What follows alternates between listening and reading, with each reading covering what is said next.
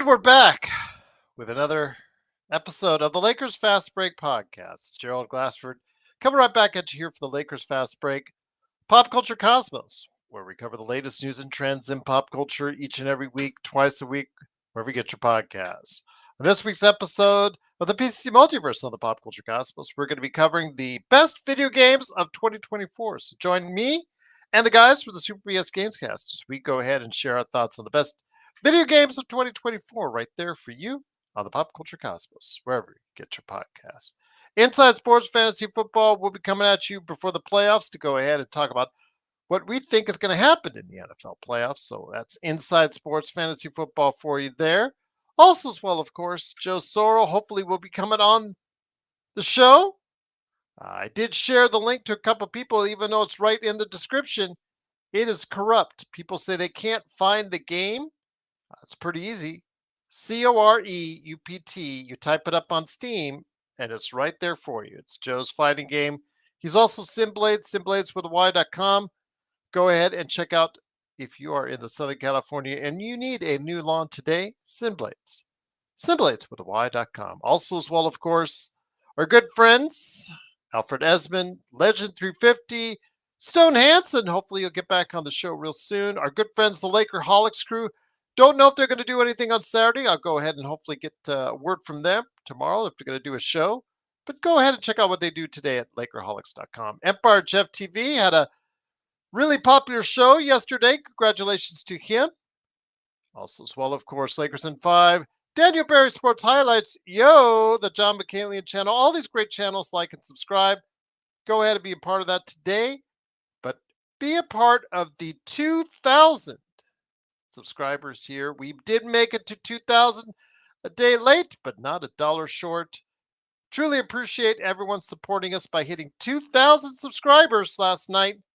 Truly cannot thank you enough from all of us right here at the Lakers Fast Break. And if you want some inside stuff as far as articles, videos that appear on YouTube first on some of our stuff that we put out there, also as well, you even see some shorts, like I just dropped a Joe Soros short for our members. You can go ahead and check that out by becoming a member today for just $2.99 a month, right here for you at the Lakers Fast Break podcast.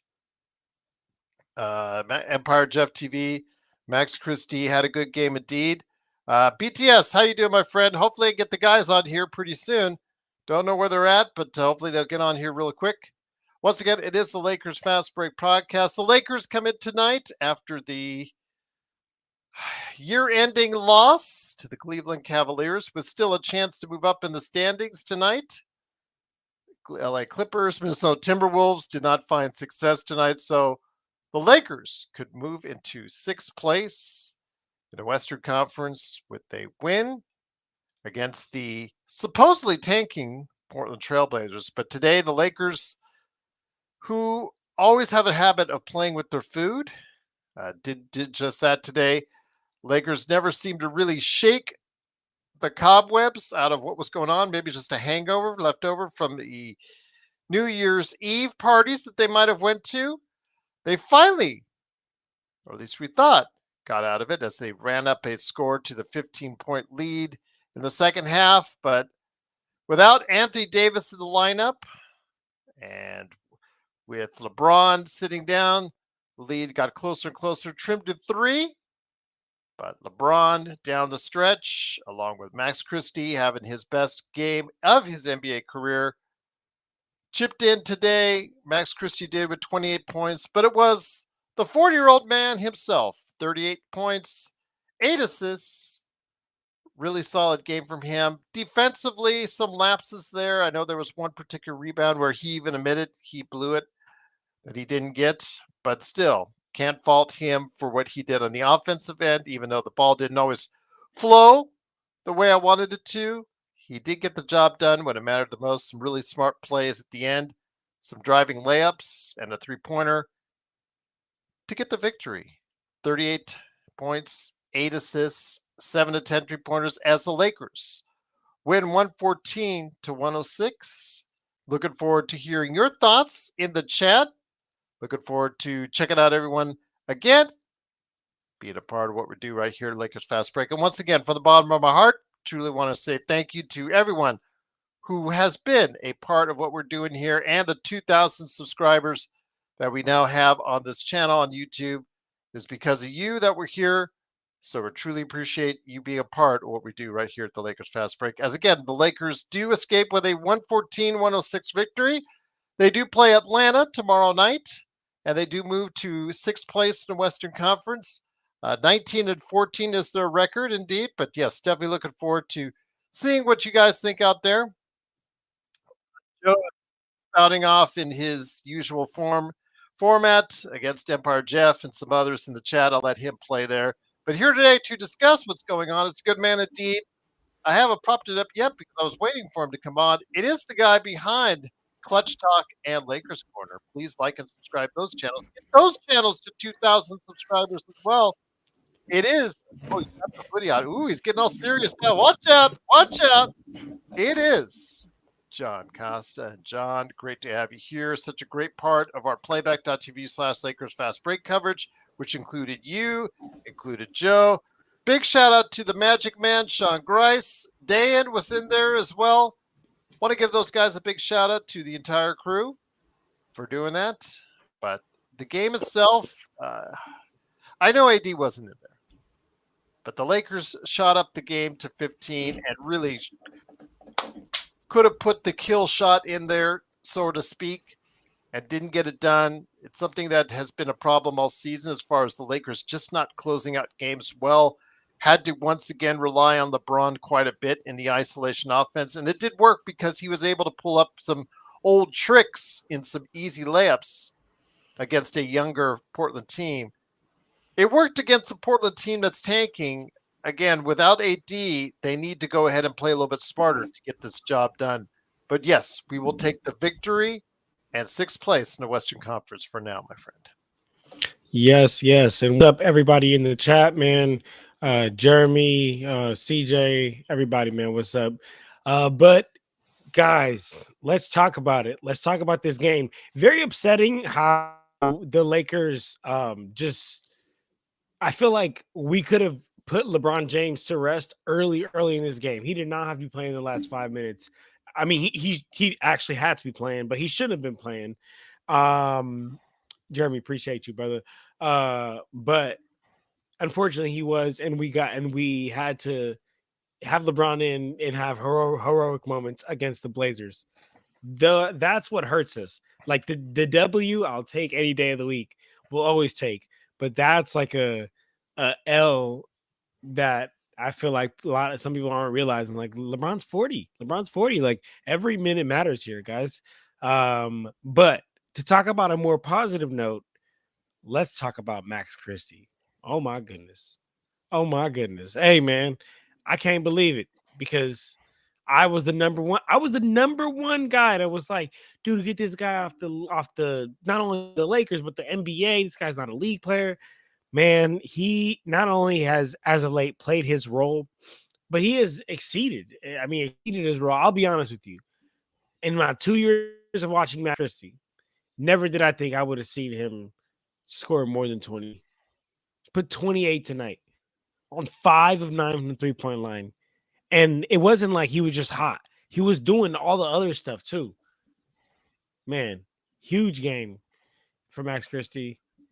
Unfortunately, LeBron had to play 36, but he put up 38.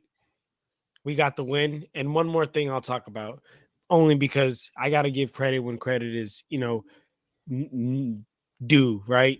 And that's Austin Reeves, because I go ahead, check out Lakers Corner. Please do check out Lakers Corner. And while you're there, subscribe. But one of the things that I said in my video I dropped on Lakers Corner talking about this D'Angelo Russell trade is I was like, man, I just don't think AR is ready to be the primary playmaker. But man, oh man, has he been. Another game, double digit assists, 11 assists tonight, and he almost got a triple-double and 8 rebounds. Hey, guys. He's here. Playmaking. It's funny, Gerald, because Devin Booker, he put on the headband and he became playmaking Devin Booker. Austin Reeves put on the headband, became playmaking Austin Reeves. I want to ask you this before Joe comes on. Both you, Joe, and Stone Hansen said he was not going to be an NBA player. He was not an NBA player. As Joe comes on now, but Max Christie, again, you're still seeing the youth with him. Didn't show up against Cleveland, but against a Portland team, obviously getting his career high, which hopefully will get him and gain him more confidence as he goes along. When you see Max Christie now from what you saw before, what has changed in your eyes, John? Beautiful. The biggest thing. Thank you, baby. Yeah, hold it right there for me. The biggest thing that I've seen in Max Christie is really his confidence, right? And I feel like it started really when JJ Redick kept starting him, and there was a couple of games where a lot of people was like, damn, like why starting Max Christie? Why are we starting Max Christie?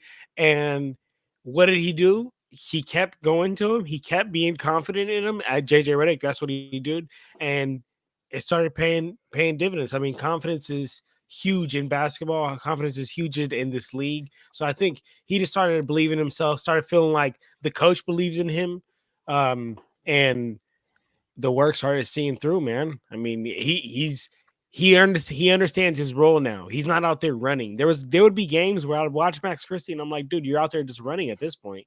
But he understands his role. Big shout out to Xbox. Truly appreciate you doing what you can over there on the modding. For the best chat that's out there, of course, the Lakers fast break. The Lakers, once again, they do take the victory over the Trailblazers tonight and also here today. Good man indeed. He is one of the key members behind supporting a game that you need to support on Steam. I had someone said they couldn't find it. I just said type in COREUPT on Steam. Comes up real easily. It is Joe Sorrell, and Joe, great to have you here. You are your usual feisty self tonight. The Lakers do get the victory. I know that, again, seeing Max Christie develop before your eyes, I know a little bit of facetious tone in your voice when you were talking about him. But you got to admit, his career has taken an upswing. The Lakers took a gamble on that 4-year contract, and for now, it's looking like it's starting to pay off. I like this 1995 camera angle that you're using. You know, I love the fact that it's giving like 1 frame a second. It's like we're back on AOL or something. Guys, how many games are there during the year? Last time I checked, unless barring something went wrong, 82. Thank you. You guys got to stop doing this. Every time somebody has a good game, we anoint them. No, that's Jesus not true, Joe. That's not true, Joe. I won't let you finish that point, Joe, because that he's had the last 7 good games, and it's been good to him. Cleveland, I would say he didn't show up, John, with all due respect. But comparatively to Max Christie, guys, this guy sucked. Joe, you're frozen. I ain't gonna lie. He's doing this on purpose. Don't mind him. I'm he just can hear listening. everything you say. No, I'm Go sorry, ahead, Joe. I didn't mean to cut you off, Joe. I'm sorry, Joe. Go ahead. I'm sorry, guys. I have a hard time. I have a hard time going to that area when you're playing probably the worst team in the NBA, or will end up being probably the worst team in the NBA.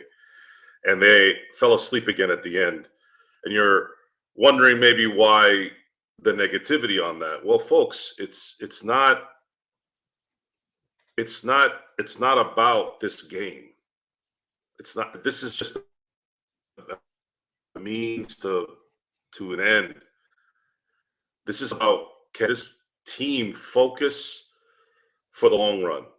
And in my view, you have to kind of train yourself against these kind of teams, even with AD out, so that when you do play those whom are going to be a problem, you are mentally ready. Max Christie had a good game tonight because he made the shots he's been missing his whole career. So I'm going to be seeing if he can start making those shots.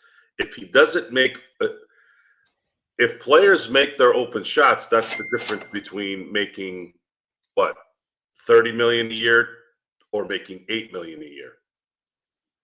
And that's something that needs to be found out here probably within the next few years. I know I'm hard on Christie. Go ahead. I was going to say thank you to Super Chat for Turd War. He said Joe needs to upgrade his Walmart internet. Well, I have better internet than all these guys, and I don't know why I've been plagued with the bad internet. I mean, I did have a router that was bad, but not anymore. I have a It's still ping ponging. I'm looking at the bars. The only place I have a problem. Everywhere else is good. So maybe you need to upgrade. I don't know. I got 5 bars, baby. I'm good. So good. I'm happy for you. John's got 5 bars. He's good. 5 bars. Mine was tripping the other day though. Yes, but that's what out of every what? No. I'm on Commodore 64. I'll have to upgrade you to an Amiga then at some time. Good. Let's do that. So I'm gonna. I enjoyed the game very, very much, and as far as D'Lo going crazy in Brooklyn, I know you have a special space in your heart. Well, I should say that, John. You're like a nice guy. You say happy birthday to people. You were giving props to the other team when they made a good play. You're just a nice guy, man. I don't live on that planet. I live on a different planet. I live on Mustafar. Mustafar? What's Mustafar, brother? Gerald knows where that is. Star Wars reference. Okay. I live in a very dark, lava-filled world, and I thrive in that world. You thrive in positivity. You help your wife with things. I do. I mean, that's a beautiful thing, and you should continue to do that. I don't want to give off that kind of feeling that you should. That's a good thing. Uh-huh. The game, getting back to the game, it was an entertaining game. If you're looking at it from a basketball standpoint, it was fun to watch. I thought their sets were great. I thought they were getting guys open under the basket. I think the only negativity, really, other than losing focus at the end, was where they find these refs at the local Y. that last goaltending call. Seriously, what happened there? They actually have to review that. You couldn't see that didn't even get close to hitting the backboard. Just mind-boggling to me how bad these guys are. But props to Max. Max, if you hit your open corner threes, you're going to have a career for a very, very long time. But you got to make those. You have to make those. You made them, and look what happened. So no one wants to be wrong more than me, because if I'm wrong, that means guys like Max Christie and the bunch are going to be playing very, very well. There was a question about the performance of Dorian Finney-Smith. I think Dorian's still kind of getting himself figured out with this offense. That might take a few weeks, I think. I don't really have any feeling on what he's going to really be on this team yet. I did like Jackson Hayes' energy for sure. I think his legs looked like they were there. He was jumping out the building tonight. Didn't kill the stat sheet, but that's not what we look for Jackson Hayes to do. So I thought he did a really good job doing what he did. And again, Austin's he's playing the point guard thing, man. I mean, he got 11 assists tonight. Looks like he can handle that duty. All the more reason why the Lakers need to probably get one more guard that can score, because now you'd have that and Austin doing his thing. Ooh. And then LeBron doing LeBron things. LeBron I think he might own Portland more than he owns Toronto. The only reason why Toronto gets most of the pub is because he did a lot of that in the playoffs in a bigger scenario. So that always gets more pub. But I don't know what it is about Portland. He does not like Portland. And I think everything in stats in terms of opponents, he's got like firsts on all of them except one. So, yeah, it's a win is always going to feel good no matter what the scenario. So good for them. Let's keep it going. Once again, it is the Lakers Fast Break. It is John Costa, Clutch Talk of Lakers Corner, Joe Soro, LAX History. Okay, there you go. That's a new one for you. Along with me, Gerald Glassford. Thanks again for watching, listening. Truly appreciate it. The score was 114-106. Lakers do get the victory. They move to 19-14. They're a half game out of fourth place in the Western Conference. Joe, we said, both of us coming into the month of January, that this is the time, this is the month, this is the schedule for the most part that is very beneficial to the Lakers. Tomorrow they play a Atlanta team that's looks like world beaters one night, that looks like the world beats them the other. That's indicative of their current record right now in the NBA. And then there's, again, with so many other potentially winnable games on the docket outside of maybe at Houston and then the Boston game coming up later this month, the Lakers can still, again, I know we've reiterated this several times, still do some damage, but with AD most likely sitting out today so he can come back and play tomorrow, I don't know. The question will be, will they do the same with LeBron for tomorrow? Right now, the last three games that one of them has sat, they've won? Oh, no, I'm sorry. That was the one where you only played 7 minutes. So right now, that game with AD missing the rest of the game after 7 minutes, LeBron sitting down and then AD sitting down, all resulted in wins. Those are freebies. At this point, we got to play with what we can play with, right? I mean, if you can win games and those guys aren't playing full games or barely a game, hey, that's a positive. Maybe if they can do that maybe 10 more times before the end of the year, that'd be great. Be kind of like a pseudo fourth quarter sit down for a lot of these guys in this particular era of basketball. It's hard to have those fourth quarter sit downs because of what happens in the end of games. A lot of it is focus, obviously. I'd like to think they could be focused a little bit more with Portland, but playing a good team and hoping that a 20-point lead in the fourth quarter would stay a 20-point lead throughout that quarter, those days are gone, really, honestly. You just don't see it. That's why there's so many minutes tied to these guys, because you can. You'll go on a 10-0 run within, I told you guys this, you can go on a 10-0 run within a minute in the NBA. And then you're right back into bringing everybody back in halfway through the fourth. It's just a different game. 3-point shots going in and back-to-back possessions within 20 seconds completely changes that game. So yeah, as far as the next game, you're gonna play Atlanta, and if they're shooting like crazy, they're probably gonna have a problem. If they're not shooting as well, there's a chance where they can get a win here. And they really need to win the home games. They absolutely need to win the home games. If they don't win a home game, they got to replace that win with a win on 3 of their road trips. One is in Houston, one is in Dallas, and the other one is in, it's at home, or it's in LA, but it's at the Intuit Dome. John, let me bring you back in here. Truly appreciate the super chat from Nick. And Nick, if we could get your favorite Olynyk for one of those seconds, we'll take it. You shouldn't have to offer too much for a guy that's not playing that much. But yeah, he could help out as a backup center, absolutely. But he said, JJ Redick getting on my nerves with the small ball lineups, John. I'm not impressed with this win, although I got crucified when I said that essentially on playback. But I agree. I wasn't impressed with this win. But hey, a win's a win, and we should take it. Lakers should have won by at least 20 points. They were up by 15 at one time, looking at in that direction. AR's ball handling skills raised my blood pressure up, which leads me back to the question as far as AR. They made him essentially the de facto point guard, and you're seeing the numbers there, the assists. His turnovers have gone up. It's still at times ball handling. He looks like a wizard sometimes, and the other times he's getting the ball poked away. But for the most part, it has been a positive experience for the Lakers so far with him at the controls. Your thoughts?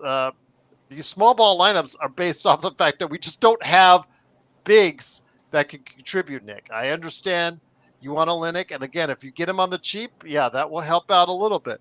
But we just don't have quality bigs to go ahead and throw out there. Even Jackson Hayes is at best. So he did get some energy tonight, as Joe said. So we'll give him back because he's been off for a month. Your thoughts, though, is AR's ball handling skills raising your blood pressure too, John? So on the small ball lineups, for sure, I feel you on that. But it's just like how Gerald said. It's like we just don't have. Where do you go? We don't have the ability to do that. That's just not. And you could blame front office and roster construction, and that turned into a whole different conversation. But as far as AR's ball handling, look, I'll say this. I mean, I've said it. We've all said it. I know me and Joe really, harped on. We just didn't believe in AR being that ball handler, and that's the reason why I advocated so much for D'Angelo Russell, because he was that ball handler for us. He was that playmaker for us. But now they're putting a lot of trust in AR to do it. And like I said, I didn't believe in it at first, and the turnovers numbers are gonna go up, and that's okay. That's okay, because you have the ball in your hands more, you're gonna have more turnovers. It's just the way the game works. Like I'm pretty sure like Kobe. I'm pretty sure. I remember Kobe. There was an interview and they were telling him like, Kobe, how do you feel about like missing the most shots for like a 2 guard of all time? He's like, I'm a shooting guard. I shoot the ball. So it's the same thing, right? It's like he has a ball in his hands, so he's going to turn it over a lot more. But with that being said, let's look at the last 4 games, right? Against Golden State, 26 points, 10 assists. Against Sac, 26 points, 16 assists. Against Cleveland, 35 points, 10 assists. Right now against Portland, 15 and 11 assists. So the ball handling, the ball handling might not be there, and that'll come with time. But that playmaking is there, and it's really impressed me. I'll be honest. Okay. Again, the turnovers have gone up since he's been given that kind of responsibility. But again, that's to be expected. Joe, again, Austin Reeves today, it goes without saying he did get the double-double with a 15 and 11. His shooting is still not where we need it to be. I would still like to see it hover around 38 to 40, and just can't quite get there because he has off games like this. But still, so much is put on his plate, Joe. Tomorrow, I'm hoping that Max Christie plays a predominant amount of minutes against Trae Young, and Reeves can focus on the ball handling per se and the running of the team. Your thoughts on Austin Reeves in his early returns as the de facto point guard for the Los Angeles Lakers?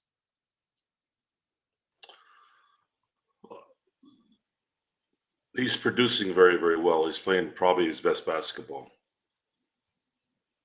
I'd say he is playing his best basketball. The issue will be when he starts playing the elite, though, because he's not going to be able to do what he's doing right now. The athleticism will be different when he plays the Jamal Murrays and those types. They're going to be able to kind of stay in front of him, collapse on him, and make him pass the ball, which will be important that guys like Max Christie hit those shots. See, when you hit those open shots, now they can't sag off those guys, right? Obvious. Shot makers have to be made, and this is the time to make it. So if those shots are going in, then Reeves' job gets easier. And if Reeves' job gets easier, LeBron doesn't have to handle the ball handling job all game long. And it also spreads out the offense a little bit, gives AD enough rest during the offensive possessions so that when he gets back on defense, he has enough energy to deal with that. It's all intertwined. It's all connected. If they start missing shots, wide open, if this team misses wide open shots, that's where the wall will fall. Can't afford to miss those shots. So Rui, Max Christie, Reeves hardly ever plays off the ball, it seems, in a way where he's getting the open shot at the corner or anything like that. It's very rare. So just a couple times on some LeBron penetration. Yeah. But as far as guys that are going to get that ball, it's going to be Max Christie. It's going to be Rui, mainly. Those two guys have to hit their open shots. If they don't, then they're going to be easily diffused. But we still have to wait another month and change to see if the Lakers can advance their roster. And if they can get if they can get a guard that can score, and of course a big that can play with AD and Jackson Hayes, then this team takes on a whole new look, and we can kind of see what they will end up being in the end. Jeremy says, John, your hair is looking on point, mate. So there you go. Joe's getting a run for his money today. There you go. I'll be honest, guys. I'm getting older here with age, and for whatever reason, my hair is just really thinning here, and it comes out where sometimes my hairline gets messed up. So I gotta push it down here if I'm gonna be on stream without my hoodie. John, I want to say this with all due respect, my friend. Shut up on that. I'm 30 years older than you. Give me a break. Really. Give me a break. Seriously. But I'm thinning, guys. I'm thinning. Give me a break. I'm 55. Sorry. Stop it. Just kidding. All kidding aside, my friend. When you see the Lakers again, they get the victory. I'll take it. Again, they have a chance to move up in the standings. Joe and I talked about it. A lot of winnable games starting with tomorrow. Tomorrow is still, even won the back-to-back, still a very winnable game. I don't know if LeBron's going to play. I don't know if AD is going to play, but I'm assuming they rested AD today to play him tomorrow. Your thoughts on what they have to focus on tomorrow against Trae Young and a really, I guess, promising young team. They're not for the now, but I think they've got some key pieces. Oh, hey, there she is. All right. The pride of your life, my friend. Absolutely great to see her. Absolutely. She's got a big smile. There you go. On.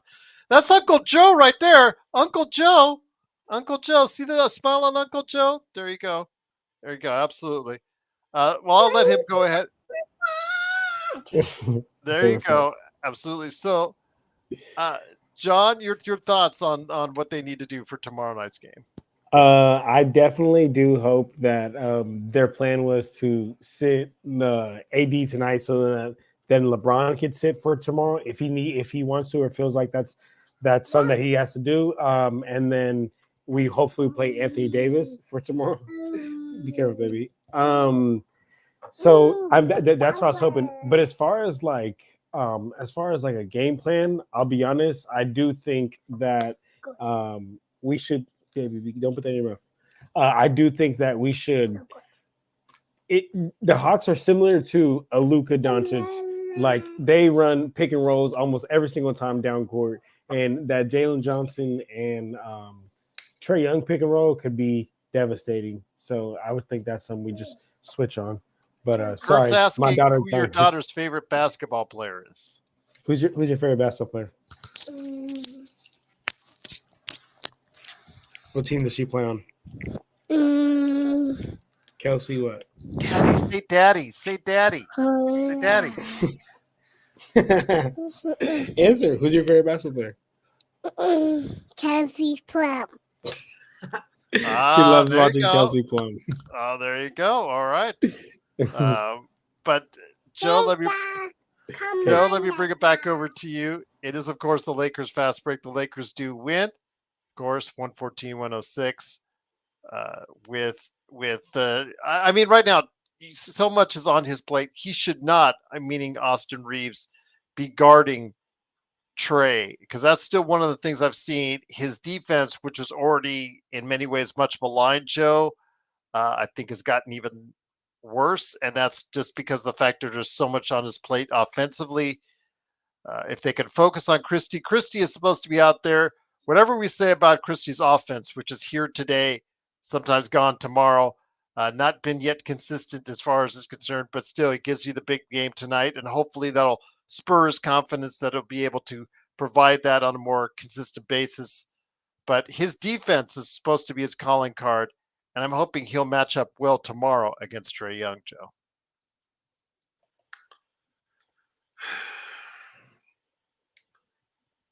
Yeah, no one's going to be able to guard him. And if LeBron isn't playing, now there's going to be more pressure on AR to handle getting the offense in the half-court set.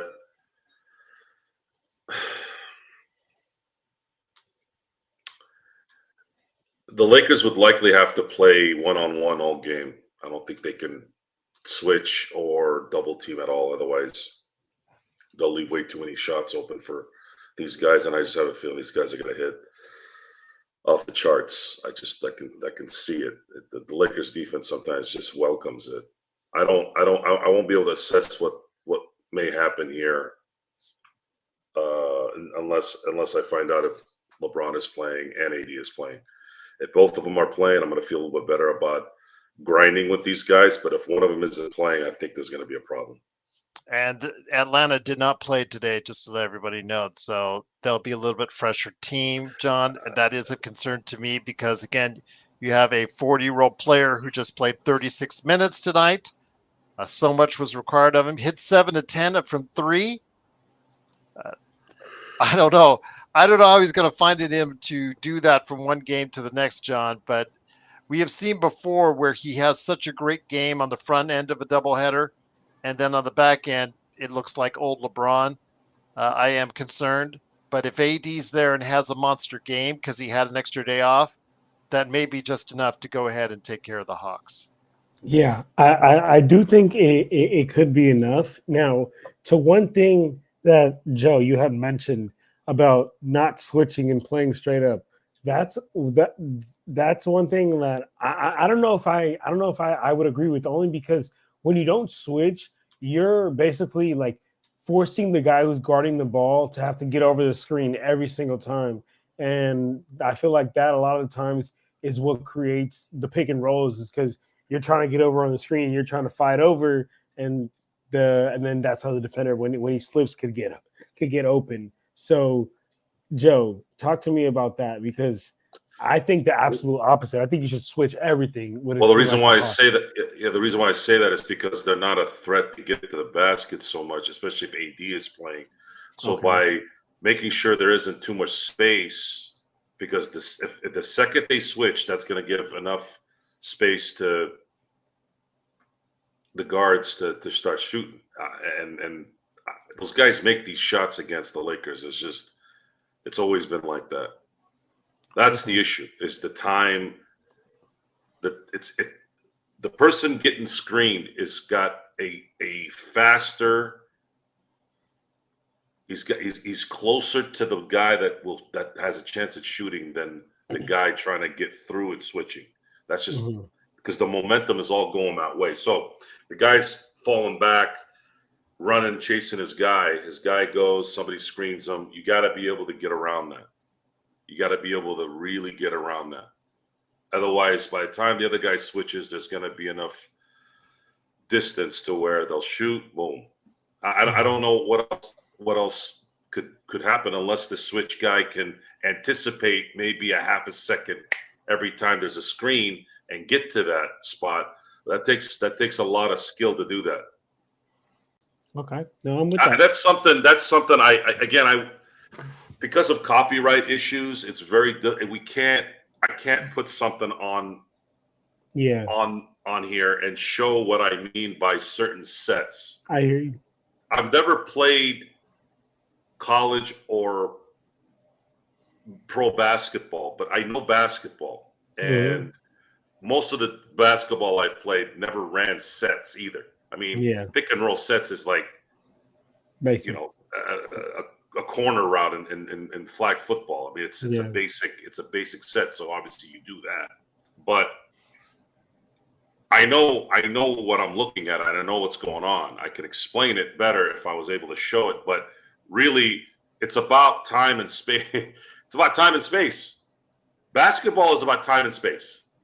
How much time can you get to your opponent before he spaces you out?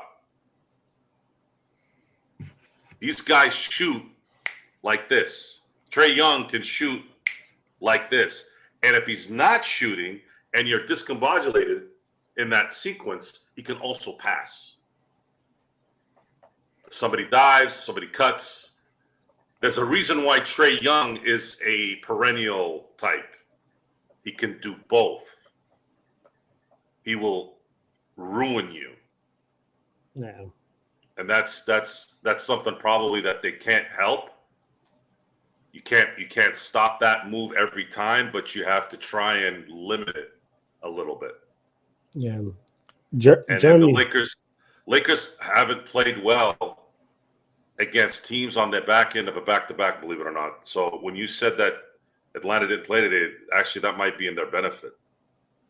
Because look what Cleveland did, playing on the back end of a back-to-back when we played them. They looked destroyed they were Golden fresh. State and took care of the Lakers as well. Yeah, so. I mean they played Golden State and the Lakers like a drum. They didn't even see.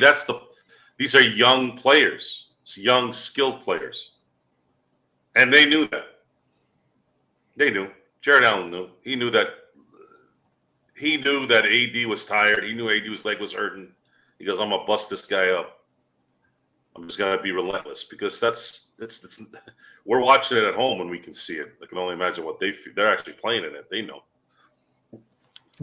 Jeremy. By the way, just to the chat, I just will say, just to the chat, I understand sometimes there's been some difficulties in the chat with Danny and whatnot, but Danny, if you're listening, you're welcome to come on the show anytime. Guys, just please be a little bit patient with Danny. I don't want to go into semantics why, but if you haven't watched already, maybe him on the show, maybe you could get a better feel for why I say that. But just please be patient. That's all I ask. And I know if he says something that's in deference to you, if you could try to be the better person on it, just be respectful, because Danny, he means well.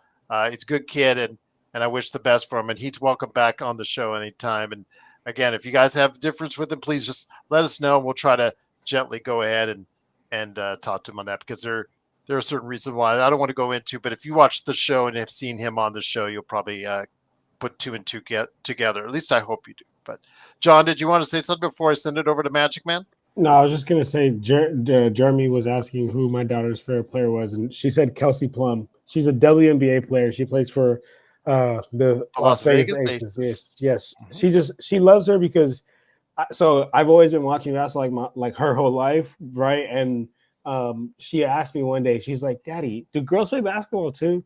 And I was like, "Oh man, I need to do a better job of showing her more WNBA." And ever since then, yes, you do, my friend. Yes, we have been.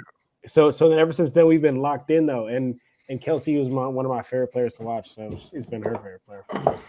But anyway, back to the Lakers. Once again, it is the Lakers Fast Break. It is, of course, the Magic Man Sean Grice, John Costa, Joe Soro, Mr. LAX History himself. But here today, again, like I mentioned, he's the madman from Toronto.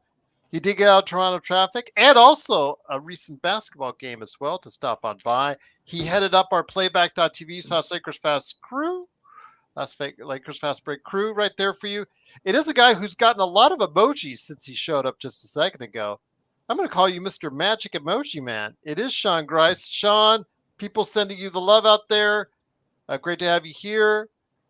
Got the victory. Wasn't pretty at times. They had a chance to close it out strong. And, of course, AD not being there probably helped in that factor. But the Lakers overall, they're still 2 points in the negative differential. They're the only team, no worries, and as far as the playoff teams or even play-in teams are concerned, that has a negative point differential.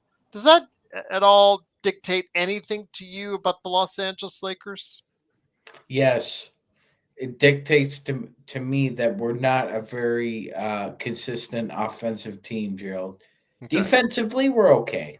I mean, and with DFS, we'll probably remain okay to sound, I think, for the most part. But the offense is where that point differential is a big problem, Gerald. If you look at the points per game amongst the top 11 teams right now, I think the Lakers are either worst or second worst. Yeah, they actually have the worst right now. They went from negative 2.4 to negative 2.1 with the victory today. But Yeah, they're actually the Phoenix Suns in 11th are the next closest team. what it is, Gerald. I've said this before multiple times. It's indicative of future performances. That's I'd love what to it have the is. guys. I'd love to have the guys from the Phoenix Suns come back here and just say, you know what? Didn't you guys want to get rid of Frank Vogel? How'd that work out for you? Mike Budenholzer, worst point differential than the Lakers right now. I like that And name, Vogel- button holder. And Vogel's what? Buttonholder. Yeah, That's that's it. exactly how he's coaching. That's the way he's coaching. That's why I call him Buttonholder. Is Vogel an advisor to a team? If I'm not correct, if I'm Oh not yeah, mistaken? he's an advisor. All right. He's playing golf a lot, in other words, and getting paychecks from other teams. Is that correct?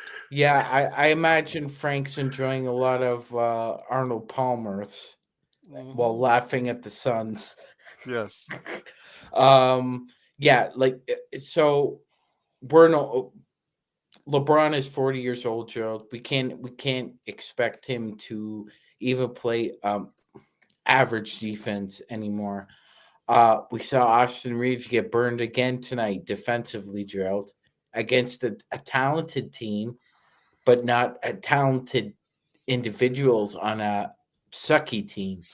So as the competition increases and you play better teams, as we've seen, and I don't know, FIBA was kind of the coming out party for scouting Austin Reeves and baiting him with his lack of athleticism. You're going to be a minus defensive team, and with Reeves and LeBron out there, plus you might have I don't know, a Dalton Connect out there, Rui. Now that's 3 negative defenders with AD or DFS, but still that's 2+ defenders, 3 negative defenders. It's going to be a problem, especially when those negative defensive players don't have the requisite skills to make up for it offensively. Like we know Rui can come and go. He's Samurai Rui for 5 games, and then he's subpar Rui for another 5. DFS, I mean, my goodness, he can average 10 a game, but you'll be lucky if you could get 20 or 25 out of him. He'd have to get really hot. And you can rely on Austin's offense, but again, his defense, he's almost like the Vooch of guards. It's like his offense is really good, but his defense is equally as bad. So it's almost like he scores 25, but he'll give up 23. So until the Lakers rectify the offense, Gerald, and get somebody with a little bit of punch, like this team really needs a shot in the arm offensively. Till that happens, I think that point differential will hover around there, -2.3, -2.8, depending on what week the offense is hot and what week it's not. I just think it's going to be a continuation. Now, amazingly, they're still in 5th place, Gerald. Or excuse me, 6th. They could take sole possession of 5th tomorrow with the Cleveland Cavaliers playing the Dallas Mavericks. Mm-hmm. That being said, it's very what's the word I'm looking for? Precarious. Like it's very iffy that you have that negative point differential, especially considering the fact that you do have a really good conference record. I think, Gerald, correct me if I'm wrong, I think the Lakers have the 3rd most conference wins in the Western Conference. Actually, they have the 2nd. It's Oklahoma City has 19, and the Lakers have 16 in the Western Conference. There you go. Nobody else has above 14. There you go. So I mean, it behooves us to really try and get a shot in the arm offensively, because the West is the best. Well, that means though that they have plenty more games to play against the Eastern Conference, or the Leastern Conference as it's sometimes called, including tomorrow.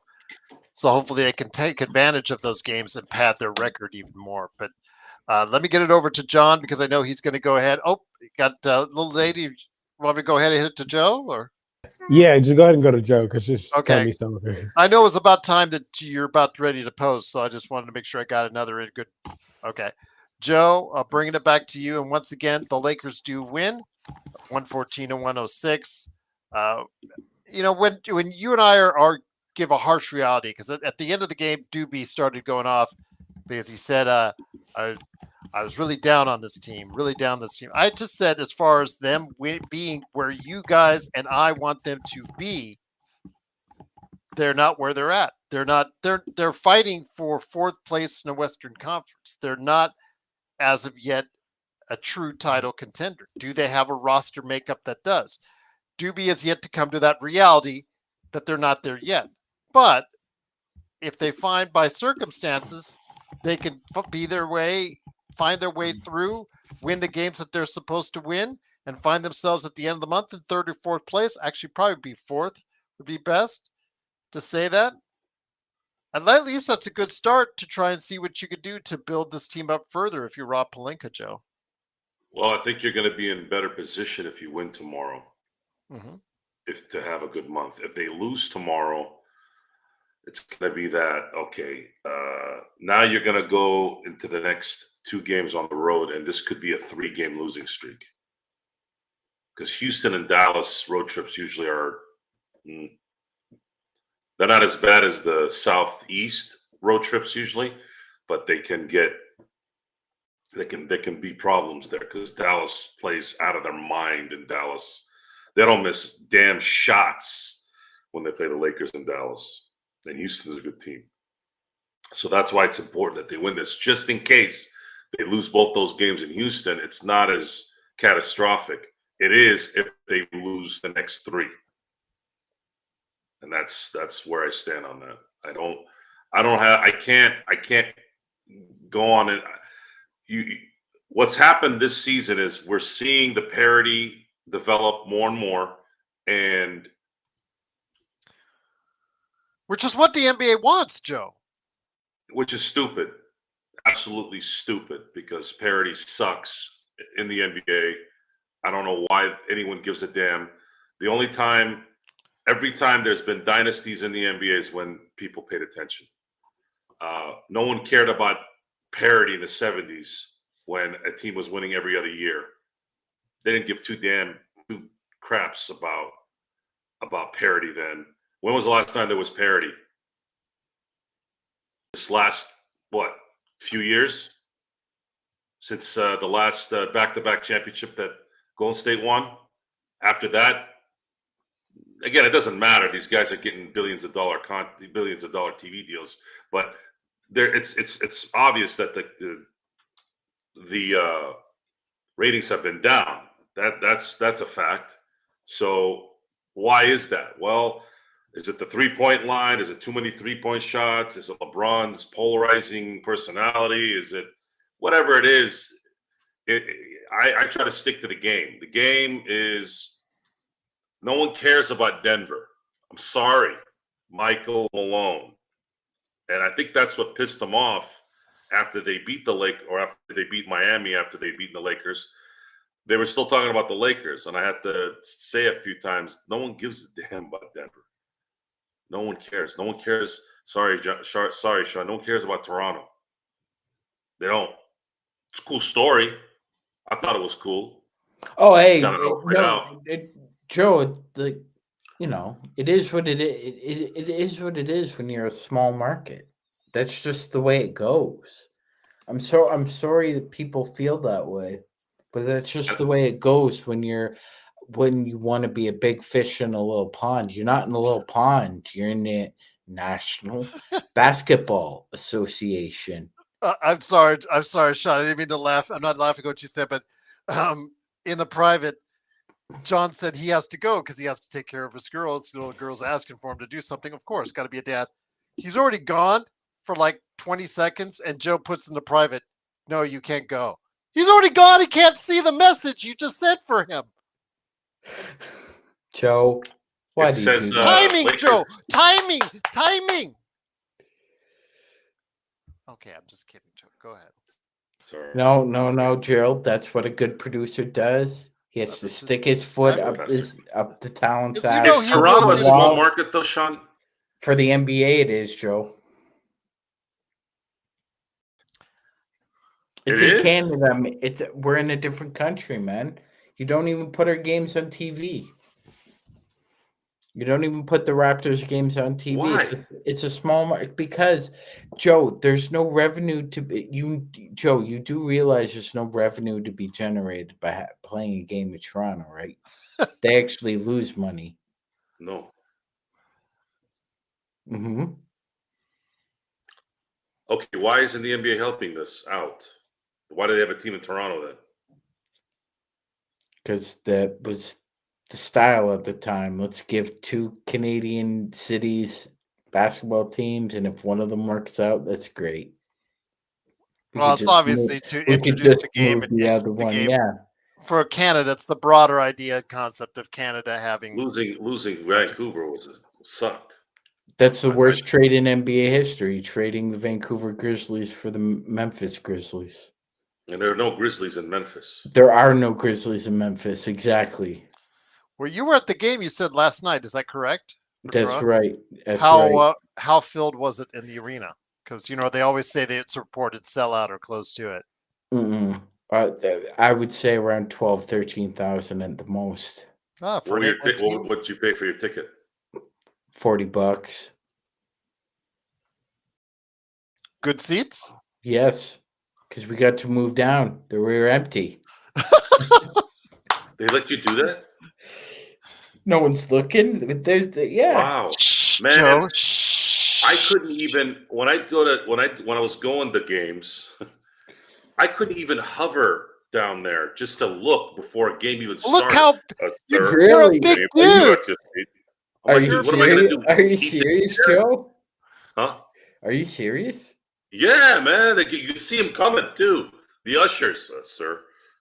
Can you please go back to your seat? I'm like, the game doesn't start for 90 minutes. You know what you Yes, do? sir, but No. Here's the what? You froze in and out there. I saw you stick out your tongue. What the hell are you doing? He's just mimicking the ushers that were trying to take. Oh, here's the trick. And there is a trick. Here's the trick. Forget about the usher. Pretend they're not even there. I know they're very aggressive to Joe. They're not normally like that. But Joe 6'3", 250. Sometimes people have to be aggressive with Joe. Anyway, here's the trick. When you see a couple of empty seats that you'd like, you go and order food first, and then you sit down, and then you order a little bit more afterwards, so they actually think that you're actually going to sit there and eat it and watch the game.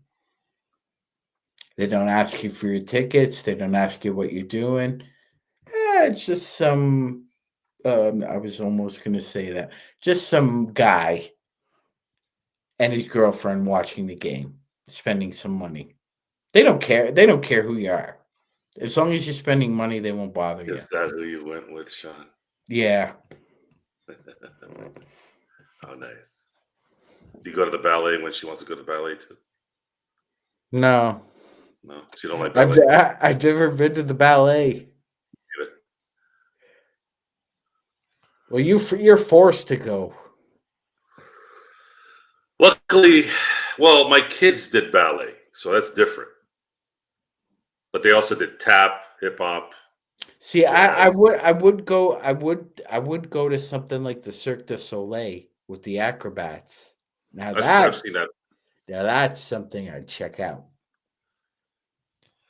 But this parity in the NBA, the reason why it doesn't work is there's not enough talent. It gets diluted. You don't. That's why Silver, when he's asked about expansion, he's like, we'll talk about it later. I think deep down he knows there's this league cannot deal with an expansion. You couldn't, Joe, think about it, right? 2 more teams, one in Vegas, one in Seattle.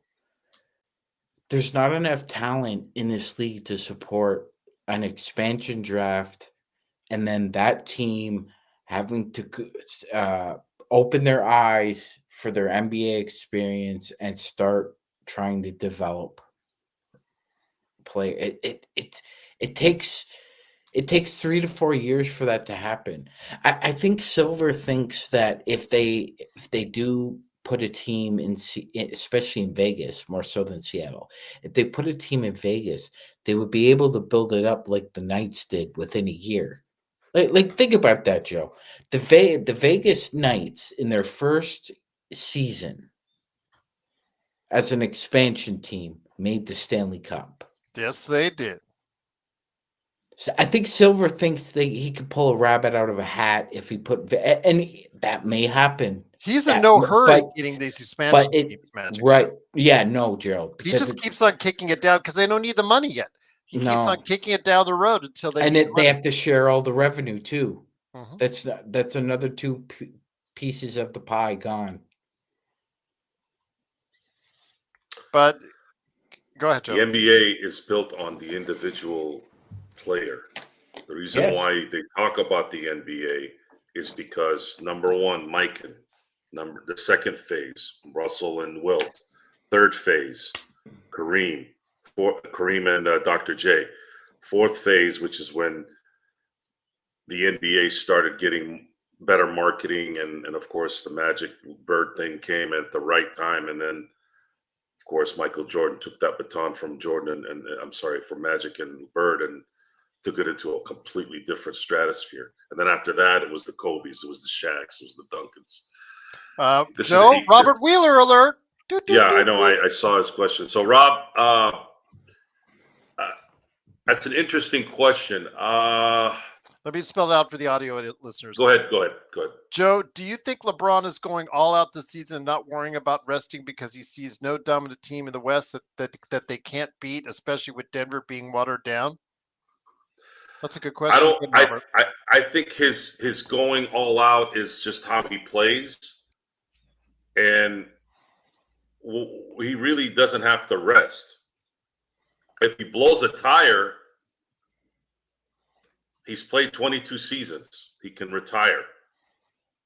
I don't see any reason for him to scale back because he feels, oh well, what's going on here at this point? Tonight, for example, he could not go all out because one of his main pillars was gone. Maybe if he plays tomorrow, he can kind of play a little bit how he played against Cleveland, but yeah, I don't know if it's a focused all out. I think it's just how he's playing. Magic Man, speaking of LeBron, and I'll hear it in the comments, Joe. I told you guys in the email today, 2 people thought we were haters.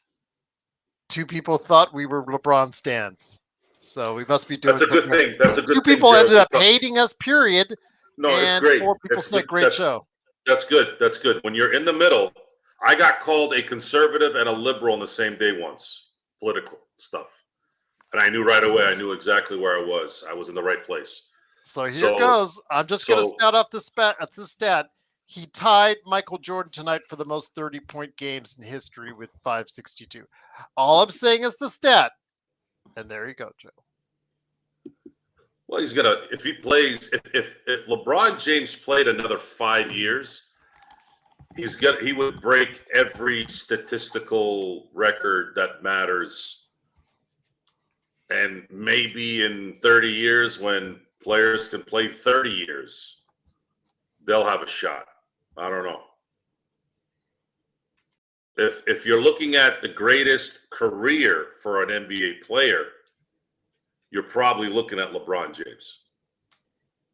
The guy has 40,000 points plus 10,000 rebounds and 10,000 assists. That'll never happen. Forget about the 40,000. Somebody might get the 40,000 down the road. I don't think you'll see anyone, unless they play 30 years, that's going to get 40,000 points, 10,000 rebounds, and 10,000 assists. I don't think anyone's going to touch it. That's Joe DiMaggio 56-game hitting streak stuff. From an individual standpoint, from a career standpoint, I don't think there's much of an argument that you had it with Kareem for a little bit there, but I think he's starting to separate from that even. LeBron will go down as having the greatest NBA career in history. I don't think there's any doubt there. Well, Darren says bashing channels of LeBron that bash LeBron have thousands of subscribers, and he's just saying and just suggesting it to us. He knows he wants us to go down that dark path. Well, I'm only angry at LeBron when he does things typically off court that distract on court. I'm rarely ever going to get really upset with LeBron, except for the occasional logo 3 that's unnecessary. Or what he did today that he actually raised his hand for when he just basically let somebody by it. And his quitting after not getting a call. Yeah. One thing that I have noticed this last year is he's not missing those layups this year. That's really nice. He was missing them the last couple of years. He'd get to the basket, he'd miss them sometimes. He hasn't really missed. It's been awesome this year in terms of capitalizing on those open lanes to the basket. And to me, that's so. Explain why I've tagged his play as the surest thing in basketball. The reason why it's the surest thing, because I had some friends of mine go, dude, what the hell's the matter with you? You don't remember Shaq? You're telling me this is LeBron to the basket is a sure thing versus Shaq's dunk? I'm like, think about that for a second. What does Shaq have to do to be in that position? He has to have somebody give him the ball. LeBron has control of the ball. There's no intermediary. That's why it's the surest thing, because he dictates it from beginning to end. Shaq has to be given the ball. Kareem had to be given the ball in the right spot for him to shoot the sky hook. LeBron, all he has to do, LeBron is a 6'8", 250 to 260 pound mega athlete, freakish athlete who can dribble the ball. You don't have. There's never been a guy that did that. That's why it's just it's a cheat code. So when it comes to that stuff, that's when you appreciate LeBron. It's the other stuff that distracts that bothers me about LeBron. Bashing LeBron and making a living is, to me, pretty. That doesn't show me any talent. You're going to get the numbers. You're going to make your money. That piece of shit, Skip Bayless, has been doing that for, 20 years now? And because people are stupid and they're moths to the flame, they give this guy attention. I don't know why. Not anymore. So, I'd rather be a lonely podcast guy than lower myself to being some moron. Joe, this is how much Fox Sports kicked Skip Bayless in the balls. They let him go right directly before the football season and the Dallas Cowboys. What about Zach Lowe? They did Zach Lowe. ESPN did him dirty too. And the ESPN basketball coverage has never been more watered down, diluted itself, Gerald, because they wanted to give Shams the bag. They gave Shams the bag, and now you lack an interest. Should have got relevancy. Oh, Windy? You know he hates that nickname, by the way. He hates it. Well, then he could just blow on out of here with he got that nickname for a reason. Yeah, I know. But I'm just saying. And his association with LeBron that got him the job in the first place. But Brian Windhorst had a flatulence problem in the media press box, ladies and gentlemen. Okay. I did not know that one. That's why his nickname's Windy. Wow. It's not Windhorst? No, it's Windy because he had a flatulence problem. Yes. Okay. And on that note, I'll break that. Gerald, you saw what I posted earlier. Yes. Would that intrigue you? Oh, wait, find something like that. Yes. That did intrigue me. Yes, but it goes back to what Joe's saying. Do you really want to unprotect for these guys, the Kesslers of the world, No. Sextons of the world? Do you really want to just give them No. unprotected Danny Ainge what he wants, unprotected picks? These are guys. These are rotation guys. They're better rotation guys. They do help a need for the Lakers, but they're not guys that's going to get you past some of the best teams in the NBA. I, like Joe, think we need a third star, but the problem is we made this a lot harder by the DFS trade. DFS and Shea can better produce because you gave up $20 million in expiring money you could have added on for a bigger star. So if you guys want the Zach LaVines or the Balls or whatever big player that's out there that's 30, 40, $50 million, in essence, Sean, didn't the Lakers make it harder for them to go ahead and get those kind of deals? Or even two players, like a Sexton and Kessler. It's going to be harder to make these deals because you got rid of that money that just left. Yeah, no, it's going to be difficult, Gerald, because you're going to have to, instead of making like one big trade, now you're going to have to make 2 or 3 little trades to try and uncomplicate your, I'm going to say it. Go ahead. The Rob Pelinka fuck up of 2021. Well, again, it's just there's here's not where many this pieces for the Lakers to move around. Here's sometimes you got to find the positive in the muck, right? I thought of something. Maybe this new culture in the NBA with the aprons and the new CBA, maybe this might play into our hands if Rob is smart enough. Maybe because draft picks now are going to be holier than holy as ever before, maybe the demands aren't going to be as fruitful. So Danny Ainge and the Masais and all these guys, hey, man, no one's going to give us a first-round pick for Kessler. So now what? Who needs Kessler and Sexton, let's say, both, to win a championship or to compete for a championship besides the Lakers? You have to have competition, right? There's a negotiation there. So if Rob calls Danny, which he's already traded with him, right? So there's a relationship there. If he calls up Danny, he goes, hey, Danny, I'll get you a first-round pick, but it's protected within the lottery. So anything in the lottery comes back to us, and then it'll go, let's say, to the next year, lottery again, next year, top 8, and then that's where it stops. Something like that, right? So I hope that made you feel better, Jeremy. That was all Sean. Yes. So now, let's say Rob calls and Ainge and says, listen, I'm going to give you a first protected, and then I'll throw in a couple seconds. All they have is 2 seconds. That's all they have left. If you got somebody else out there that needs Sexton and Kessler who can give you a better deal, cool. But hey, who's going to do that? Who's going to do that in today's NBA right now? Who needs Sexton and Kessler to go to that next level? Is it going to be Orlando? Is it going to be Atlanta? I don't know. Maybe. In your opinion, do you think Sexton and Kessler can take the Lakers to that next level? It would help. It would help because think about it for a second. You just got Dorian Finney-Smith, who has a reputation of being a fairly competent defender. A fairly competent defender who can defend small and big. That's pretty good. Even if it's just a little bit, that already, in my book, makes him more valuable than D'Angelo right now. Because D'Angelo was a crap shoot.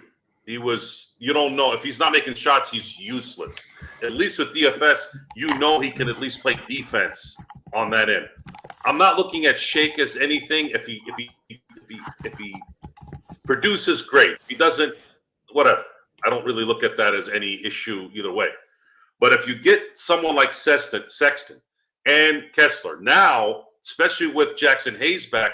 Now you have a front line of pretty formidable depth, and obviously you have AD being your star. Then Sexton becomes that scoring guy I told you guys about that they desperately need when the scoring guys are sitting, i.e. LeBron James, i.e. Anthony Davis. You have that third guy that can get you a shot, not Austin Reeves' shot. Austin Reeves is a creator who takes advantage of matchups. I'm talking about it doesn't matter what you do, Sexton can get his shot if he needs to, and he can score. Especially if he has somebody like AD or LeBron somewhere, he's going to have some room to do some work. I don't know if they're going to win a championship with that team, but they're going to have a hell of a better shot with those guys than no. The only question is, who are they going to give up to get him? Are they going to get rid of Rui? They're going to get rid of Gabe Vincent? Preferably, I would like that. I don't want anybody to take Austin if they're getting that kind of talent back, because then you kind of do a little bit more of a lateral move at that point. You need Austin if you're getting Sexton. Now, if you want to trade Austin, then you got to see if you can go get somebody like Fox, somebody like Melo, something like that. Then that makes sense, because those guys are legit third guys, if not maybe even 2 or 1 guys, depending on the game that they're playing. It's a lot of stuff, man. It's a lot of stuff. It's a lot of things that have to – I told you, 2 things are going to happen. You're going to look like a genius, or you're going to look like garbage. This is not – Rob already destroyed things so badly with the Westbrook trade. There's nothing else that can happen now but sheer luck to get him out of this. Little bit of skill, but sheer luck of who he gets that actually makes a difference. And that luck only can be confirmed with a title. If they go to the finals and get beat, it doesn't matter. You have LeBron and AD on your team. If you're not winning a championship, it's a failure. That's the bummer about this. Once again, it is the Lakers Fast Break. It is Joe Sorrell, Magic Man Sean Grice, and me, Joe Glassford. Thanks so much for listening. Lakers win 114-106. Don't forget, we'll be back at it tomorrow. Playback.tv/Lakers Fast Break. And of course, the Lakers post game right here, talking about the Lakers and the Atlanta Hawks. But Sean, again, do you think that a trade of Kessler and Sexton will be the magic elixir the Lakers need? I think they make them incrementally better, but I don't think they're going to be at the level of a Boston, a Cleveland. OKC, I think, has more pieces. You could argue they still don't have enough to guard against Denver. I mean, that's up to you if you decide that, but it would make the team more competitive in the Western Conference, Sean. But is that worth giving up the 1 or 2 first-round picks Danny truly desires?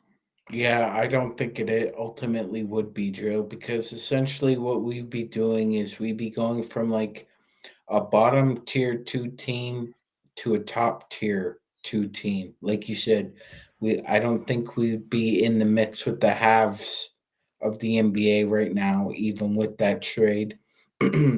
And like Joe said, I obviously it's going to take more luck than workmanship for Pelinka to kind of absolve himself of the Westbrook sin. If he doesn't, Sean, he's all in. It's his job. And if the Lakers don't win, he's gone, because the Lakers will have no more assets outside of trading AD. That'll be it.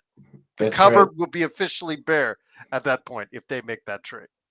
Absolutely, Gerald. Obviously, even Genie's aware of that. So it's Rob's ass if he makes a deal like that, and for Walker Kessler and Colin Sexton. I personally wouldn't do it, because I don't think they move the needle. Like you said, Gerald, they don't move the needle enough to make you a contender.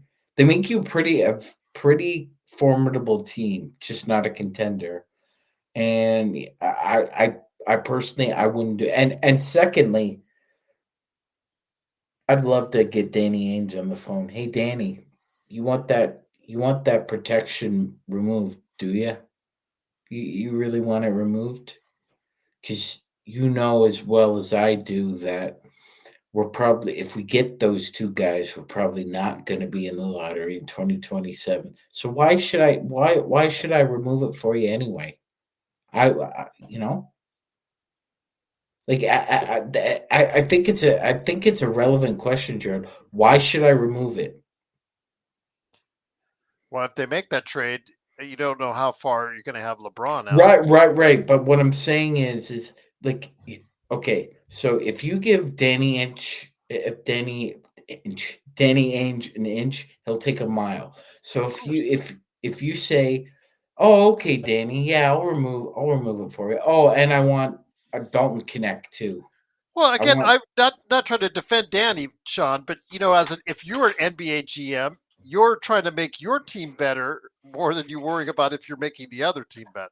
I know, I understand that, Gerald. But if it's conditional upon conditional, I'm just hanging up the phone. Of course, Like yeah. like if he said yeah, and I also want Dalton Connect. Bye.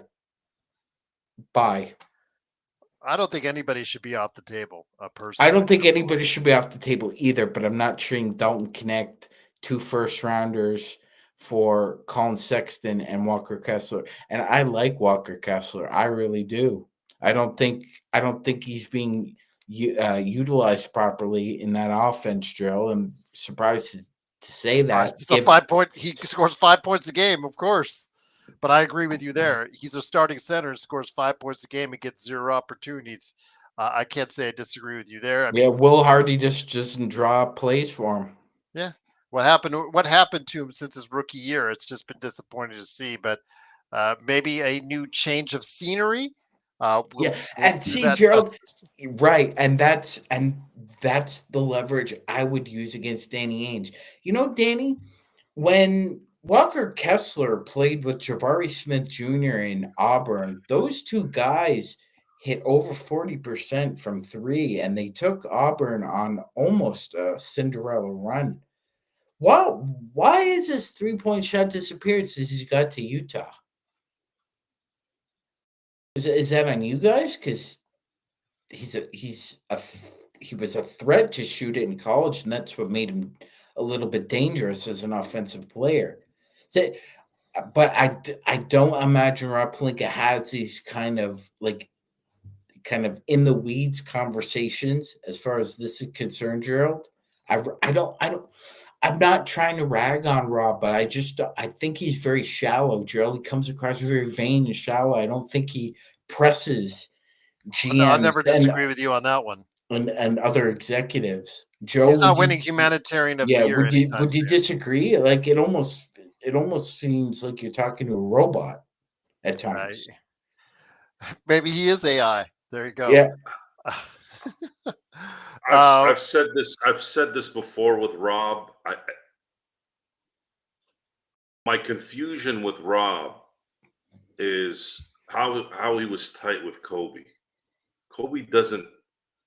And I think maybe the reason why there was a relationship there was maybe Rob is one of those guys that's a people pleaser, and he was one of those guys that tinkered or dabbled into that part of Kobe's psyche where Rob was always supportive and always there for him and always, his boy. I just want to say this before we head on out. Next. Oh, go ahead. There's a lot. You're not going to be like everyone you like, right? I mean, there's a lot of traits that I respect Kobe for, but there's a couple things that I think, and maybe I'm speaking out of line here because I'm not this rich, famous icon world where everybody's coming after you and stuff. But there's two things that have puzzled me about Kobe Bryant's kind of off the court stuff. Number one, there's the fact that his relationship with his family, that always bothers me. I don't like when you're not tight with your family. I'm talking about his parents. You're on mute, Sean. In my ignorant mind, I'm like, that would never happen in my family. I wouldn't allow it. If they're after money, I don't think I'd be who I am if that was. I don't. It just wouldn't happen. That would have never happened. My parents, God rest their souls, they would have given us everything, and how, like, they gave us everything. What do you mean? They gave us everything, even in death. They gave us stuff, and my brain wouldn't even imagine not having to reciprocate, right? And then this Rob Pelinka, man, it really started. It really started with that press conference. Something hit that day. The manos from above. I'm like, what? And it never got better with him. So robotic, sleazy car sales, used car salesman, infomercial salesman. He always disappears when things are going bad. I don't like guys like that. I like guys that are up front. And one thing I will give Jerry Jones some credit for is he doesn't go hiding. No, he's willing to stand. He's willing to stand at the gallows pole. Yes, I'll give him that. Absolutely. And maybe he's addicted to fame and the attention. I don't know. But hey, man, he's not hiding in some hole somewhere like Rob. And that's it. But at the same time, the guys are talking here. The Darrens have been destroying LeBron on the chat. And I'm gonna compare it to just, again, a parent and a child. Jeannie is a parent, a rollover parent. I see him all the time, folks. I have people that are in the school systems that work there, and you hear stories. I'll go to these school events, and I mean, this is a staggering number that I'm going to tell you. 80% of the parents that I see have absolutely no idea what the hell they're doing. And you're talking about decent people that have jobs, people that own homes. You see them interact with their children, and this is the same way. Jeannie is like the mom. Rob is the dad. They let LeBron do what he wants and his friends. Right? That's what when you do that with children, they don't really know obedience. They don't know a level of, ooh, I got to stop. Wait, this isn't a good decision. Kids don't make good decisions. Entitled adults that have been given everything almost their entire lives are not the right people to put in any kind of power position when it comes to your stuff. If LeBron wants to do his stuff, fine, that's his stuff. Do your thing. But in this house, the big house, we run this. And if you let the children run it, you've seen the results since 2022. Whoa, he's in the shadows. John, you okay? I am. I'm finally back here. My baby girl was, I don't know, just tonight she just wanted me. I don't know. She usually You merely adopted the daddy's dog. girl, man. I She was love her. molded by She it. Never always wants apologize for that. If your daughter always pays attention to you and loves you, that is some of the best things in life. Take it from one who has two amazing daughters. So, yes. No, there you go. she usually always sleeps with her mom, but I guess tonight.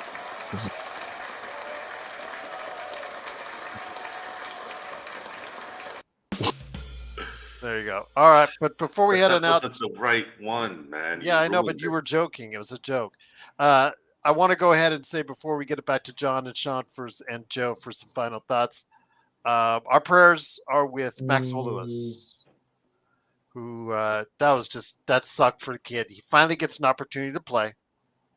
Comes into the game for the Nets yesterday against Toronto, and after hitting a 3-pointer, I guess as they were going back the other way, him and Jacopo, I guess Jacopo stepped on his foot, caused his knee to go the wrong way, and he looks like it's really bad, guys, because they had to carry him off the court. He couldn't even put any weight on it. They carried him into the locker room.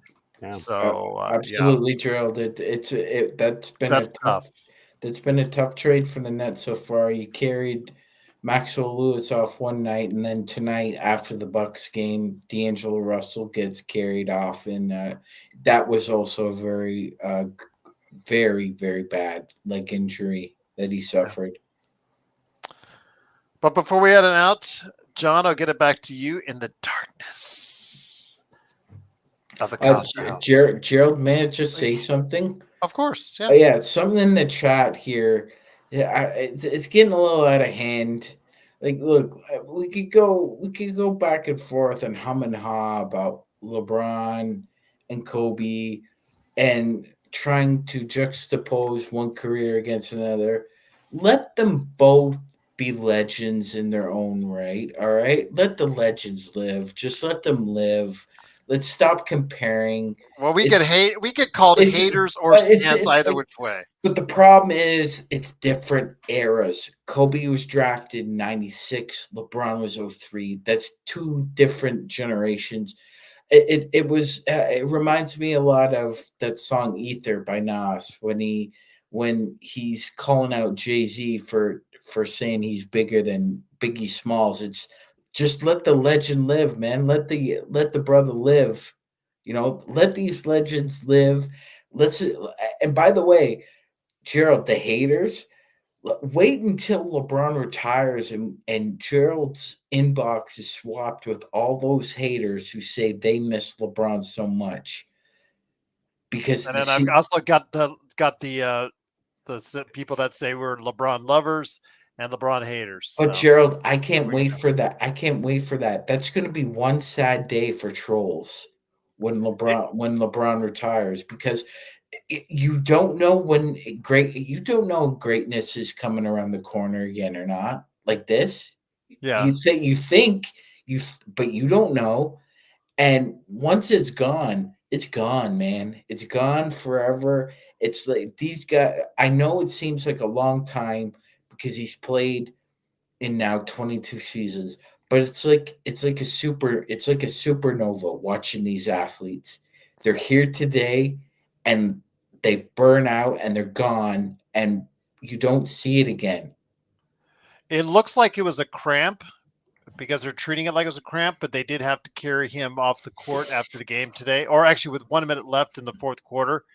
I did want to mention that in Brooklyn's victory over Milwaukee, although we all knew, Milwaukee is kind of struggling after the NBA Cup, just saying. But yeah, I think it might be a cramp, although I'm not 100% certain. It could be a strain of some type to Magic Man, but just wanted to make sure you knew that from there. John, getting it back to you here again. Go ahead and check out what he's doing today. Lakers Corner Clutch Talk. It is, of course, John Costa. John, this game, great for the Lakers. Obviously, getting them in a position, but it doesn't do us any good if we don't follow it up with another victory. If we followed up with another victory, we could find ourselves into fifth place in the Western Conference. And it's incremental, but you see the improvement. We just need the consistency. And if we can find that, John, this month, who knows where we can go from here? Absolutely. Who knows where we could go, which is great and all, but I feel like we all know that we can't go where we really want to go. I think we all have come to terms with that. So wherever we go, will it matter? I think it'd be sweet if we can finish as a top 6 seed. That'd be cool. A lot of things have to go our way. We have to have games where we don't have to make LeBron James play 36 minutes and score 38 points against the Blazers. Will we do it? It's the question of the day, guys. But I love being here as always.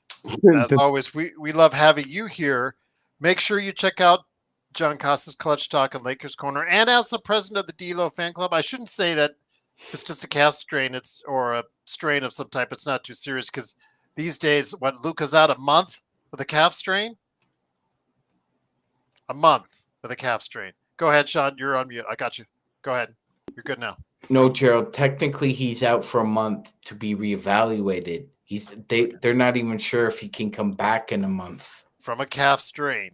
Well, they didn't, Gerald. They're being tight-lipped about it. It wasn't released whether it was a grade 1 or a grade 2. Darren says you have a bias and it's not helping your thought process. I don't know who he was talking about. or who is talking to.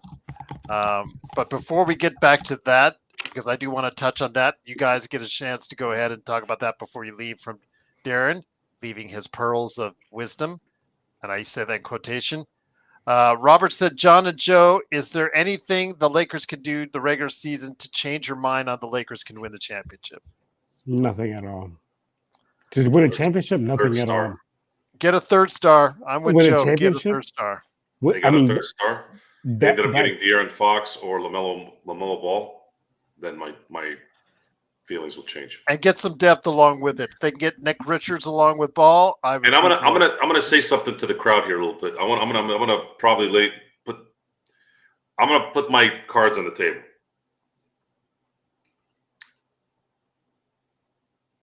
We can come on. This is a perfect time to say this because we have literally been called both things in the last 24 hours. How does that happen? That's like saying you're Jewish and you're Irish when you're not. If you're Jewish, you can't be Irish. I mean, you could be half and half, but I'm saying if you're full Jewish and somebody says, no, you're Irish, you're not Irish. So you can't say we are LeBron haters and also LeBron nutbags at the same time. That makes no sense. You understand? I want you guys to pay attention to this. I'm going to speak for kind of all of us, and then I'll go into my thing because I don't want to speak for everyone exactly. But I don't want to be LeBron's friend. I don't want to be AD's friend. I don't want to be anyone's friend in sports. I don't think about going and getting autographs. I don't care about pictures on the wall, even though I do have some cool ones that were gifted to me. And out of respect, I put them on my office wall. I don't go seek to go and be around that. I care about one thing and one thing only. I support the LA Lakers. I am a Laker fan. I was a Laker fan before Kobe, during Kobe, during Shaq, after Gasol, during Gasol, during LeBron, and I'll be a Laker fan after LeBron, and I'll be a Laker fan after AD. I want you guys to listen to this. I know I'm going to have to repeat it because there's going to be new people here. We are not here to worry about a legacy of LeBron or AD or any of these people, at least not me. We are going to criticize LeBron when he screws up, and we're going to compliment him when he does well. That's how it works. Now, if you happen to fall on that day where we're killing LeBron, well, maybe you should stick around a little bit longer. We are not Skip Bayless. We are not Rob Parker. We are not Colin Cowherd. We are none of these people. The reason why we are none of these people is because they all suck off the teat of a network, a producer, a boss. We're doing this show because no one tells us what the hell to do and no one tells us what to say. That's how I operate my life. No one tells me what to do. No one. And that sounds arrogant. It sounds all, oh, you're tough, Joe. And well, no, has nothing to do with any of that. Because I know what I'm doing. Why I will take advice. I will say I'm wrong if I say something and someone corrects me. Yes, of course. That's logical. But what I mean by telling me what to do is don't tell me to criticize someone so that I can get you ratings. Because the first thing I'm going to do is this. That's not how I operate. And that's not how we operate. We criticize just like when you're kids. If you have kids or you have a brother or you have a sister or whatever, employees, your coworkers. Do you love everything about your kids, your coworkers, your brothers? No. There's things that your sister, your brother, or your coworker drive you nuts on. And then the stuff they do well. It's the same thing. It's the same thing. I don't have an allegiance to LeBron James or any of these guys. They couldn't give two craps about whether I breathe air or I don't. So where we come together is we are Laker supporters. I want LeBron to be the best he can be so that he can help my team win. I want Rob to be great. I want Jeannie to be great. But when they're not, they need to be told. Stop calling people haters when you don't hear what you want. Because it's not always like that. You have to look at that situation. You're going to see a game between now and April where LeBron shoots stupid logo threes, or he doesn't run back on defense, and we're going to harp on him for that. And guess what? When he shoots really well and he's dropping 40 points and 20 assists, guess what? We're going to support him too. That's what it's about. So stop getting into your feelings. Stop comparing LeBron to Jerry West and Will Chamberlain and Kobe Bryant. First of all, the whole comparison with Jordan, Kobe, and LeBron, when I bring that up, I always try to stick to the same subject in those things. You're asking me who was the best player out of those three. We're talking player. We're not talking about accomplishments. Because I just said it, 30 minutes ago? LeBron is pretty much going to have the most accomplished NBA career ever. I watched Jordan play his entire career. I watched Kobe play his entire career, and I've watched LeBron play his entire career. If you want to ask me who's the better basketball player, that's a different story. If you want to ask me who I would trust to save my life, to win a game, that's different than the best career in the league. Understand the difference, guys. Context. The end of this discussion is people need to learn context. A lot of the crap that's gone on in the world is the inability to understand context. Just because you can't. I love all the players that have helped the Lakers win. Oh, LeBron, AD, Kobe, Gasol. I love them all. But I'm not going to be like, worship them when they're not doing things right either. Kobe, 2012. You guys have heard me, Sean, Gerald.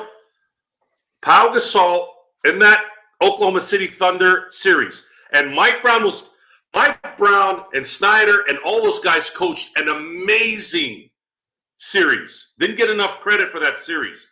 Kobe and Gasol. I know I wasn't here. We weren't together at that time. But everybody in my circles, I was like, Kobe and Gasol cost the Lakers this series. It was the worst series that Kobe played since the Detroit series. But you guys weren't here for that. And I guarantee you, if I was doing a show and someone, you're a Kobe hater. Oh, you're a Gasol hater. No. When you screw up, you need to be told what's up. And you guys got to start opening your brain a little bit, man. Enough of this hating crap when you don't hear what you want, and stop comparing shit from the 70s and the 80s and 90s. It's over. It's 2025, okay? Let's go on with this. Okay, Joe. I see you, Joe. There you go, Joe. Well said. I know we disagree a lot of things, but not one word that you said there do I disagree with. Well said.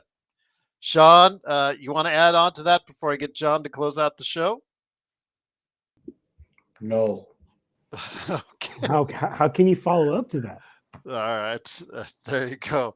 But John, you run two channels. Yes. Joe Cesaro most of the time only speaks for himself, but he could speak for me in that instance. Yes, as for me as well. John, you run two channels, and I'm sure you get your flurry of comments. You have actually through this channel. You have gotten some on this channel from time to time. Darren has floated some your way, and others as well from time to time, both good and bad. It comes with the territory when you're running a channel like this. You should know, again, you're running two of them. Do you find this often as far as you getting the same kind of love or hate when it concerns LeBron James? Who, in fact, I'll give you a story. I was coming back from Seattle, got into Las Vegas, go to the airport, and no, it wasn't Tarrant Edgerton, but somebody at the TSA stopped me, said, because I had on Laker hoodie, Laker big thick jacket, Laker hat on. So obviously I'm sporting it. Laker fan, aren't you? Yeah. What do you think about LeBron James? going to play as long as he wants to play, and he's the most divisive player I've ever seen in my entire life, as far as the opinions of people out there. And I've told him I hosted a show, and I can never say the thing that's going to appeal, or say the right thing that's going to appeal to 100% of the audience, because they just want to believe what they want to believe. And if I just try to stay down the straight and narrow when I talk about LeBron, it still doesn't matter. We get called LeBron haters and LeBron supporters. But as someone who runs two channels, I'm sure you quite often run into the same thing. Yeah, no, I run into the same thing a lot.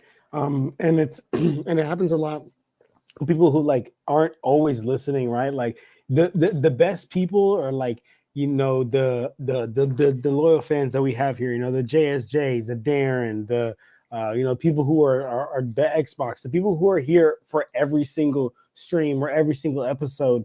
They start to understand what we say. But people who just kind of pop in and pop out, which I totally understand, that like they can catch you on a bad time. And it's like how Joe was saying, I like to be a realist. Like, you guys know, I'm a big LeBron fan. Like, I would stand on any day, and I could feel like I could put an argument against anyone why I feel like LeBron James is the greatest player of all time. But there's times where I got a bag on him, and sometimes I got a bag on him on a video, and some people are like, dude, you're hating on LeBron, like the man's 40. And then it's always crazy because I'm like, guys, if you just knew how much of a LeBron supporter I'm just getting on him for this moment, man, but people don't understand that. So the problem is you're calling it like you see it. And I have to reiterate that to all these commenters, is that we call it like we see it.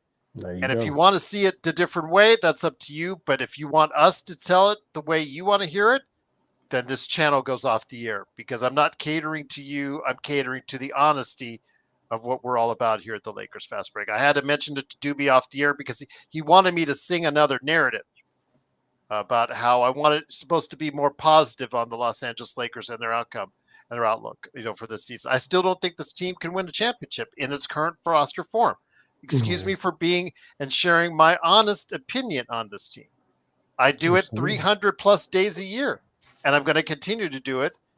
But again, that's why we're the best channel there is, because we do not cater to a certain dynamic where we have to placate to tell you just to get ratings or numbers or subscribers. You should be subscribing and liking the things we do. The people that are on here for close to 2 hours, did all of you like the video?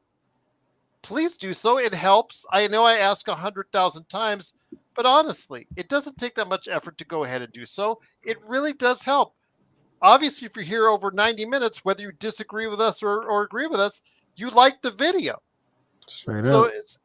So again, if you want a channel that's going to placate to your needs, then go to Lakers Nation. Go to some of these other channels that don't want to go ahead and step on any toes because they can't get that exclusive interview at UCLA Health Center that they're looking forward to. I'm here, he's here, and all these guys are here because we're here to tell the truth on how we see it and share the opinions that we value, and we go ahead and say to our families, friends, whatever out in life about the Los Angeles Lakers, all here on the Lakers Fast Break. So I give a lot of credit to them for helping bring this audience here and the 2,000 subscribers that we've got, and hopefully we'll get many more. But if you're looking for something different, we'll always tell you, we'll see you when you come back, because Sean, I had to tell people, I'm never coming back. I'll give him the Danny McBride from This Is the End, Gerald. Exactly. People calling us LeBron. I had to answer all the comments yesterday. Catch up. LeBron haters, LeBron stands. Great show, and I'll never watch this again. And it's funny because I've seen so many people that say that on the show over the past 5 years I've been doing this, and they always come back. Always. Sean, That's the reason What why time they is it? like.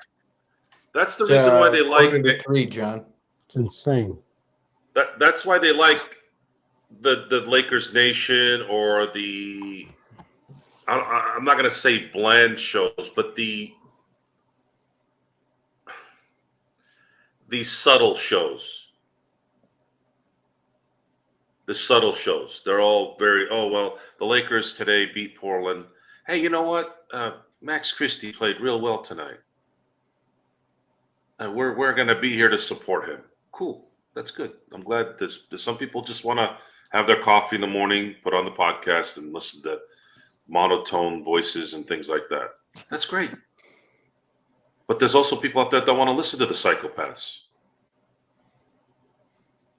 Mm-hmm. There's enough for everybody. If you don't want to listen to the show because you assume we're a certain way, see, if you're going to watch something for 15 minutes and make an assessment already, that tells me already that you're a bad decision maker. Right. How do you assess anything within the first 15 minutes? Yeah, you can't. You can't. You can't. And we're all human beings. We all do it. Don't lie. I do it. But what happens is I got to slap myself sometimes. And, maybe I need to look at this a little bit. Maybe I should pay attention a little more of something I want to pay attention to. Learn it. Feel it. Okay. They're not really hating on LeBron. They're just hating on LeBron because he went 4 for 20 and 8 of them were logo shots. How can you argue against that? You can't. Why are you taking those shots? Are you that tired? Then go sit down. Who's LeBron in that case? If he's screwing it up, you're smarter than this. Everyone tells me that you have this high IQ, yet you're making bad decisions like that. That shouldn't happen. He should be called out on it. Now, if LeBron gets butthurt, takes our media pass away, then that's a different story. Then I really go off on LeBron, but it would be a much larger forum. And that's when, because you can't. I'm not a big fan of censorship.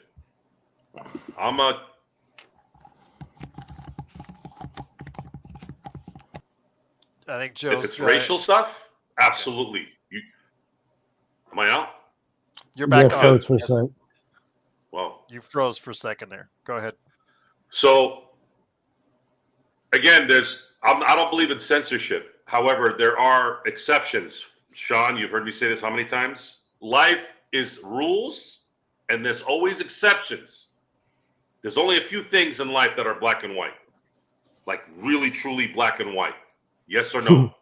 But most things in life are rules with exceptions. What's the exception in censorship? If you start coming on here dropping racial bombs, you're out. There's none of that. Obviously, you don't want to talk about kids and women and all this stuff. No. But if you want to get on here and call me an a-hole, call me this, call me that, sometimes I might hit back at you. Sometimes I'll laugh. Sometimes I'll do whatever. But I'm not going to kick you out. That's Gerald's decision. I don't make that decision. It's his show.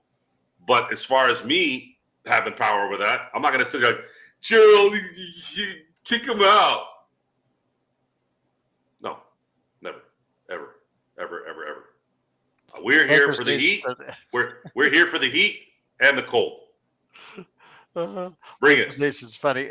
LAX is real. He knows what's up. That's your. Actually, it's lax history. Okay. Lax history, Max, Christie. Oh, I like that. It's beautiful. I thought of it all by myself. Gerald, before we head out, there's been some chatter in the comments section regarding a couple of names. Jimmy Butler will not be a Laker. Too much money. When you gave up D'Angelo Russell, you gave up many those big stars that you want to get. There's really only two options that you've basically given. I'm talking about Jimmy Butler here. There's basically only two options you've given Pat Riley now. One is I get the best trade possible for your contract. Now, there are only three teams who can realistically make a trade with the Heat, Gerald. The Warriors, the Mavericks, the Rockets.